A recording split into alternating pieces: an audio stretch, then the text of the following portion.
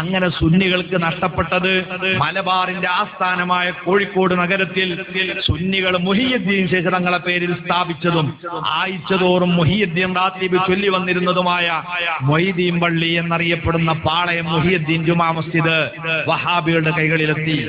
അവിടെ ഉണ്ടായിരുന്ന ഷാദുലി ത്വരീഖത്തിൽപ്പെട്ട ഷാദുലി ശേഖിന്റെ പേരിൽ നിർമ്മിച്ച ഷാദുലി പള്ളി, അതുപോലെ തന്നെ മഹാനായ ടിപ്പു നിർമ്മിച്ച് സുന്നി ആചാരപ്രകാരം നടന്നു വന്ന പട്ടാളപ്പള്ളി, ലിവാ മസ്ജിദ് ഉൾപ്പെടെ 12ഓളം പള്ളികൾ കോഴിക്കോട് നഗരത്തിൽ മാത്രം രാഷ്ട്രീയത്തെ മറയാക്കി വഖഫ് ബോർഡ് കയ്യിൽ വെച്ചുകൊണ്ട് വഹാബികൾ തട്ടിയെടുത്തു. ഇങ്ങനെയാണ് മലബാറിൽ ജുമഅക്ക് വരുന്ന, കോഴിക്കോട് ടൗണിൽ ജുമഅക്ക് വരുന്ന ആളുകളെ മുമ്പിൽ ഖുതുബ പരിഭാഷപ്പെടുത്തിയിട്ട് വഹാബിസം പ്രചരിപ്പിക്കാൻ തുടങ്ങിയത്. ഇവിടെ നമ്മൾ ഉണരണം. രാഷ്ട്രീയ പാർട്ടിയെ മറയാക്കിയ വഹാബികൾ ഇവിടെ പ്രവർത്തിച്ചത്.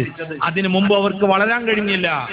സമസ്ത കേരള ജംഇയ്യത്തുൽ ഉലമ സംഭവിക്കുന്നത് എന്താ? പിന്നെ രാഷ്ട്രീയ പാർട്ടിക്ക് അധികാരം കിട്ടിയതോടുകൂടെ സമസ്തന്റെ പ്രവർത്തനം പിന്നെ പതുക്കെയായി.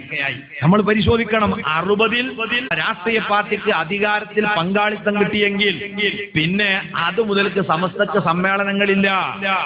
26 മുതൽ ഓരോ കൊല്ലവും സമ്മേളനം നടത്തിയ സമസ്ത രാഷ്ട്രീയ പാർട്ടി വളർന്നപ്പോൾ സമസ്ത തളർന്നു.